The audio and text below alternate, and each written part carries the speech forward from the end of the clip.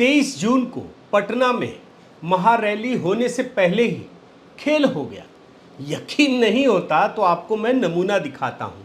सब अभी से गुत्थम गुत्था हुए जा रहे हैं और बातचीत के जरिए आपको दिखाता हूं। तेजस्वी जी 2024 में प्रधानमंत्री मोदी को कौन चुनौती देगा, जरा बताइए ना। लालू जी ने आडवाणी जी का रथ रोका। इस बार महागठबंधन की सरकार नीतीश जी के नेतृत्व में हम लोग यहाँ से मोदी जी का रथ रोकेंगे। लेकिन ये सब करेंगे कैसे? सारे विपक्षी दलों जो है इंक्लूडिंग कांग्रेस, रीजनल पार्टी, हम लोगों का प्रयास है कि एकजुट होइए। मतलब नीतीश बाबू अभी से पीएम बनने के लिए कुलबुलाए हुए हैं।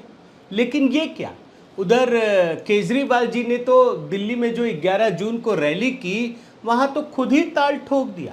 मोदी के खिलाफ खुद को खुद ही खड़ा कर दिया। सुन लीजिए ना। मोदी जी के 21 साल, मेरे 8 साल, दोनों के देख लो किसने ज्यादा काम किया। अब सवाल तो ये है ना कि ये जो कांग्रेसी हैं वो क्या घास छीलेंगे, क्योंकि वो तो पहले से ही राहुल गांधी का नाम प्रपोज कर चुके हैं। 2024 में राहुल गांधी जी को प्रधानमंत्री कैंडिडेट के रूप में लाना चाहिए और उसके नेतृत्व में लड़ना चाहिए। और पवन खेड़ा भी ताल ठोक रहे हैं, वो भी राहुल बाबा के नाम पर। राहुल गांधी प्रधानमंत्री बने। हालांकि कांग्रेसियों में बड़ा कंफ्यूजन है दोस्तों, क्योंकि कुछ लोग तो प्रियंका वाड्रा का भी नाम आगे कर रहे हैं। प्रियंका गांधी ने सिद्ध कर दिया है हिमाचल में और कर्नाटक में कि उनका प्रबल जन आकर्षण है और वो जिताने की क्षमता रखती है। वैसे एक बात मानना पड़ेगा कि कांग्रेसी जब इतना सब कुछ बोलते हैं ना, तो ये आम आदमी पार्टी जो केजरीवाल वाली पार्टी है उसको कुछ कुछ होने लगता है, और तब जाकर के संजय सिंह जो है वो मोर्चा थाम लेते हैं। सुन लीजिए। अरविंद केजरीवाल बनाम मोदी का इलेक्शन होगा 2024 का। भारतीय जनता पार्टी बनाम आम आदमी पार्टी का इलेक्शन होगा 2024 का। अब जब सब बोलिए रहे हैं तो अखिलेश भैया के जो सांसद है वो कैसे पीछे रहे, तो देखिए ना वो क्या कह रहे हैं। ये हसन साहब है, सुन लीजिए। अगर हमारे एमपीज की तादाद ज्यादा होगी तो अखिलेश यादव जी में कोई कमी नहीं है पीएम बनने से। वो भी एक पीएम के परफेक्ट कैंडिडेट हैं। और इन सब के बीच में दोस्तों, अगर ममता दीदी को आप भूल जाएंगे तो ये ठीक नहीं होगा, क्योंकि वो तो घोषणा कर चुकी हैं कि उनकी आखिरी लड़ाई तो दिल्ली है। सुन लीजिए। दिल्ली का लड़ाई हमारा आखिरी लड़ाई है। लेकिन ये क्या दोस्तों, कांग्रेस नेता प्रमोद कृष्णन टीवी डिबेट में सबके सामने टीएमसी को तो हिंदू विरोधी बताते हैं, और दोनों पार्टी के नेता एक दूसरे पर गाली गलौज करते हुए जमकर हमला करते हैं। सुन लीजिए। अबे हिंदू विरोधी पार्टी, तुम हिंदुओं को मारना चाहते हो। बंगाल में हिंदुओं को तमाम कत्लेआम कर रहे हो। और जानते हैं, यही सारे नेता, यही पार्टी और इन्हीं के दिग्गज नेता 23 जून को पटना की महारैली में जुटेंगे, 2024 की रणनीति बनाएंगे। कैसे बनाएंगे, इसी को आज मैं इस वीडियो में डिकोड कर रहा हूं। साथियों नमस्कार, मैं हरिश्चंद्र वर्णवाल। 2024 की रणनीति बनाने में जो विपक्षी दल हैं वो अपनी एकता प्रदर्शित करने में अब बहुत तेजी के साथ जुट गए हैं। अब वो तेजी कैसी है ये भी तो समझना पड़ेगा ना, क्योंकि इससे पहले पटना में एक रैली के आयोजन की तारीख घोषित कर दी गई, और सबके नखड़े आपको पता है, और वो नखड़े क्यों है ये भी पता है। इसके बाद 23 जून की तारीख तय की गई है। तो ये जो विपक्षी एकता की जो चाल है, वो चाल क्या है, वो रणनीति क्या है, और पर्दे के पीछे जो गला काट प्रतियोगिता चल रही है, प्रतिस्पर्धा चल रही है एक दूसरे से आगे बढ़ने की, ये समझना बहुत ज़रूरी है। तो मैं खबरों के जरिए आपको चीज़ों को दिखाने की कोशिश करता हूँ। 23 जून की तारीख तो तय हो चुकी है, आप जानते हैं, पटना में, और नीतीश और तेजस्वी के बुलावे पर राहुल गांधी, मल्लिकार्जुन खड़गे, केजरीवाल, ममता बनर्जी, अखिलेश यादव, स्टालिन, हेमंत सोरेन, शरद पवार और उद्धव ठाकरे सारे इकट्ठे हो रहे हैं। और इसमें जो लेफ्ट नेता हैं सीताराम येचुरी, वो भी शामिल होंगे। अब जो 23 जून की बैठक है ना, सबकी जो अंदर की बातें हैं ना, वो एकदम माने खुशी दिखाई पड़ रही है। कैसे, मैं आपको एक एक करके बताता हूँ। बड़ा इंटरेस्टिंग है दोस्तों।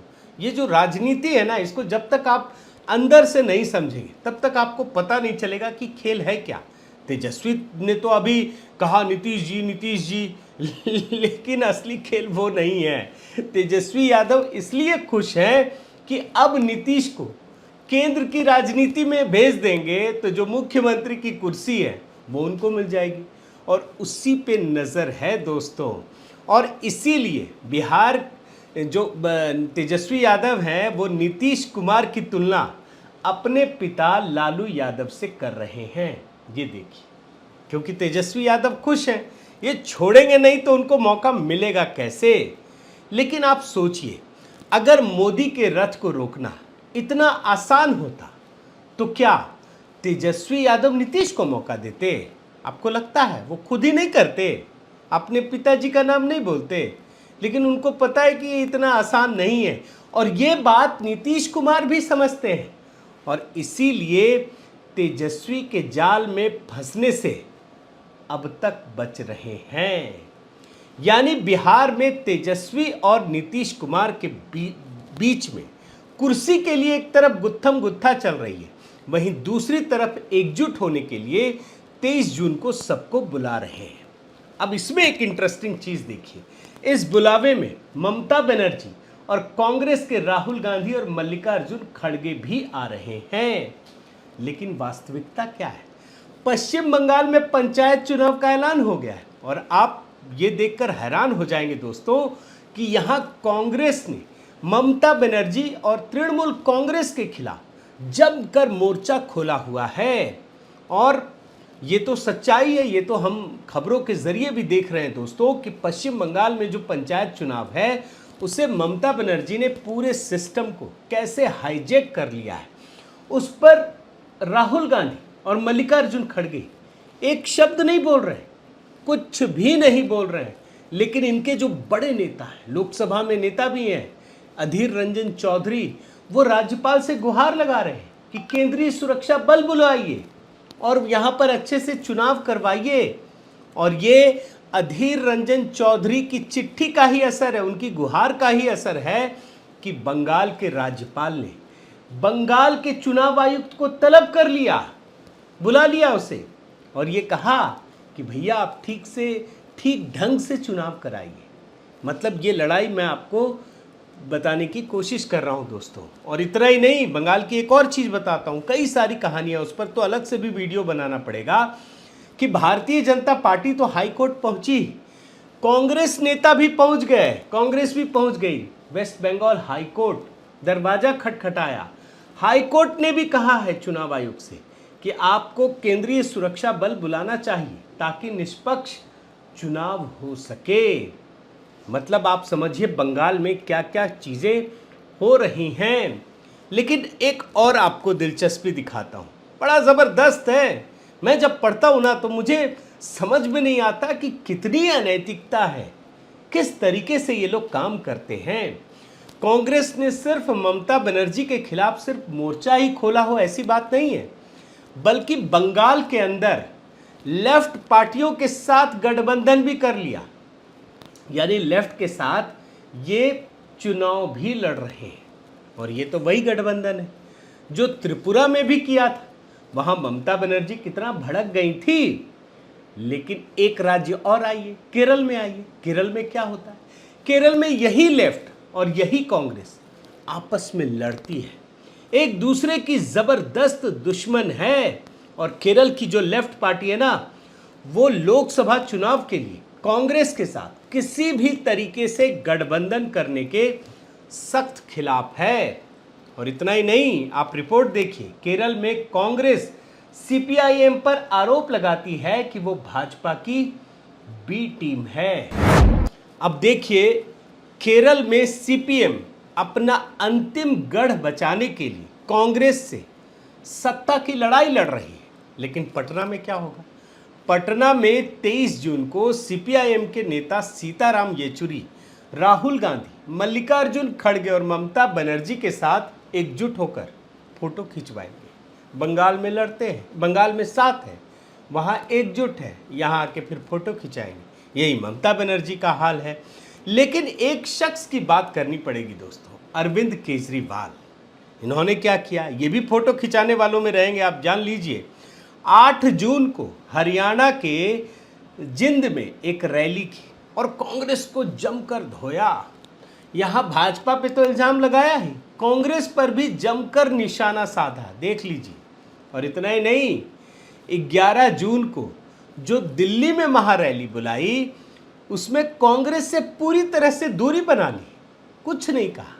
हालांकि मिलने के लिए समय मांगा था, सपोर्ट मांगा। यहां पूर्व कांग्रेस नेता कपिल सिब्बल को तो बुलाया, लेकिन कांग्रेस को नहीं। और 2024 के लिए दोस्तों इन्होंने ताल ठोक दी।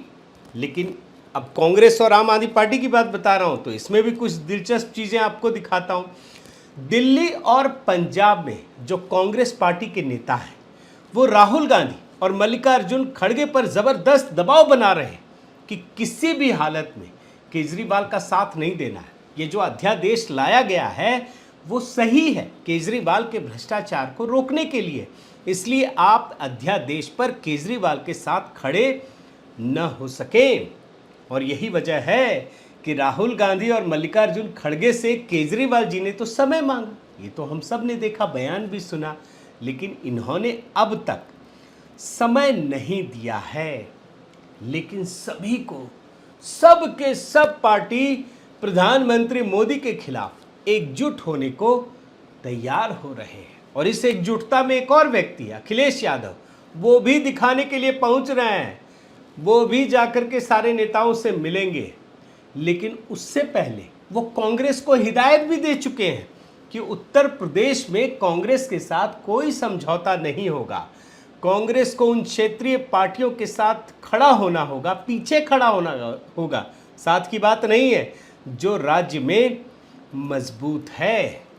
अब आपके सामने एक और किरदार की चर्चा करता हूं, जो महाराष्ट्र ही नहीं पूरे देश में तमाम पार्टियों को एकजुट करने में लगी है। ये शरद पवार जी हैं। शरद पवार की पार्टी एनसीपी है। लेकिन हकीकत क्या है, इसी सोनिया गांधी के विदेशी मूल के मुद्दे पर शरद पवार ने कांग्रेस छोड़ी थी। लेकिन आज स्थिति यह है कि जब कांग्रेस की चर्चा होती है ना, तो कांग्रेस के साथ भी रहते हैं और साथ में ये भी कहते हैं कि विपक्ष की एकजुटता का सबसे बड़ा रोड़ा खुद कांग्रेस है। शरद पवार की कांग्रेस के बारे में समझ ये है कि इस पार्टी के पास जनाधार नहीं है, फिर भी ये पार्टी समझौता करने को तैयार नहीं रहती है। अब शरद पवार तो वो व्यक्ति है ना दोस्तों, जिन्होंने महाराष्ट्र में महाविकास अघाड़ी की सरकार बनाई थी। अब उस अनुभव और उस प्रयोग के बारे में बताते हैं कि कांग्रेस को संभालना बहुत ही मुश्किल है। एकजुट करने वाले व्यक्ति का धैर्य जवाब दे जाता है। लेकिन एक बड़ी दिलचस्प घटना घटी है, ये भी हाल की है। एनसीपी में पहले तो उन्होंने इस्तीफा देने का ड्रामा किया, फिर इस्तीफा वापस ले लिया। उसके बाद उन्होंने ये घोषणा कर दी अजीत पवार को हटाकर कि सुप्रिया सुले उनकी बेटी कार्यकारी अध्यक्ष होंगी। अब ये सवाल तो बनता है ना दोस्तों कि जो व्यक्ति अपना घर ही नहीं संभाल पा रहा है, वो दूसरे का घर क्या संभालेगा। अब एक और पार्टी पे आई, उद्धव ठाकरे। ये भी तो ताल ठोकेंगे, सबके साथ मिलकर के फोटो भी खिंचाएंगे। लेकिन कांग्रेस के साथ वैचारिक रूप से कितना मतभेद है, आप सोचिए ना। जो उद्धव ठाकरे की शिवसेना है, वो वीर सावरकर को अपना आदर्श मानती है और कांग्रेस लगातार बदनाम करती है। राहुल गांधी खुद रैलियों में वीर सावरकर के खिलाफ क्या क्या बोलते हैं। तो इन दोनों में कैसे वैचारिक समझौता होगा। अब इन परिस्थितियों में दोस्तों मैं आपको एक बहुत ही दिलचस्प रिपोर्ट दिखाता हूँ। बहुत ही दिलचस्प है। ये जो अराजकतावादी लोग हैं ना, ये उनका फॉर्मूला है। फिर ये 2024 के लिए शायद इसी फॉर्मूले पर चुपचाप ना हो जाए कि हर साल एक नया प्रधानमंत्री बना दो। ये केजरीवाल के अराजक फॉर्मूले का इक्का है। हर दिन एक आदमी प्रधानमंत्री होगा। और इस बात को दोस्तों गौरव भाटिया भी बता चुके हैं। मैं वो बयान आपको जरूर सुनाना चाहता हूं, एक बार सुन लीजिए। मंडे को शरद पवार, ट्यूसडे को ममता बनर्जी, बुधवार को अखिलेश यादव, बृहस्पतिवार को अरविंद केजरीवाल और शुक्रवार को मायावती, शनिवार को उद्धव ठाकरे और रविवार को काम नहीं होता, छुट्टी होती है तो राहुल गांधी प्रधानमंत्री हो जाए। साथियों, भारत के लोकतंत्र में गठबंधन बनाकर चुनाव लड़ना, चुनाव जीतना, सरकार बनाना और सरकार चलाना कोई नया प्रयोग नहीं है। लेकिन पिछले 3 दशक का इतिहास देखिए, जब जब ऐसी सरकारें बनी जिसमें हर किसी का अपना स्वार्थ होता है, तो इस देश की आर्थिक, सामाजिक, सांस्कृतिक तरक्की को न केवल नुकसान पहुंचा, न केवल बाधा पहुंची, बल्कि लोगों के मन में ये भावना भी घर कर गई कि अब इस देश का कुछ नहीं हो सकता। अब मतलब जो उम्मीदें थी, जो आशाएं थी, जो भविष्य के प्रति एक निश्चिंतता होनी चाहिए, वो सब खत्म हो गया था। भ्रष्टाचार को तो यहाँ की संस्कृति मान लिया गया था। भाई भतीजावाद, अपने लोगों को आगे बढ़ाना, ये यहाँ की संस्कृति का हिस्सा हो गया था। लेकिन याद कीजिए, 2014 में जब प्रधानमंत्री नरेंद्र मोदी बने, इस देश की सत्ता को उन्होंने संभाली, तो लोगों का विश्वास एकदम से जाग उठा। भारत का आत्मविश्वास पूरी दुनिया में नजर आने लगा। आज हर रास्ते में, हर क्षेत्र में तरक्की के नए नए आयाम खुल रहे हैं। और आज जब 10 साल का समय, 9 साल पूरा हो चुका है, देश एक नया युग देख रहा है, तो वही पार्टियां जो गठबंधन बनाकर अपने अपने हित को साधने में लगी हुई थी, अपनी पारिवारिक संस्कृति को, अपनी पारिवारिक सत्ता को बचाने में लगी हुई थी, आज वो फिर एक नई उम्मीद के साथ जाग उठी है। उनमें आज भी मतभेद है, लेकिन उनकी कोशिश ये है कि अगर एक बार मोदी जी को सत्ता से हटा दिया जाए, तो फिर से जब वो गठबंधन वाली राजनीति शुरू होगी, तो सबके हित फिर से सधने शुरू हो जाएंगे। तो अब तो ये तो जनता जनार्दन के ऊपर है, हम सब के ऊपर ही है कि हम किस तरह का देश चाहते हैं, किस तरह की राजनीति चाहते हैं, किस तरह की सरकार चाहते हैं। उम्मीद है आपको मेरी बात अच्छी लगी होगी। बहुत बहुत धन्यवाद।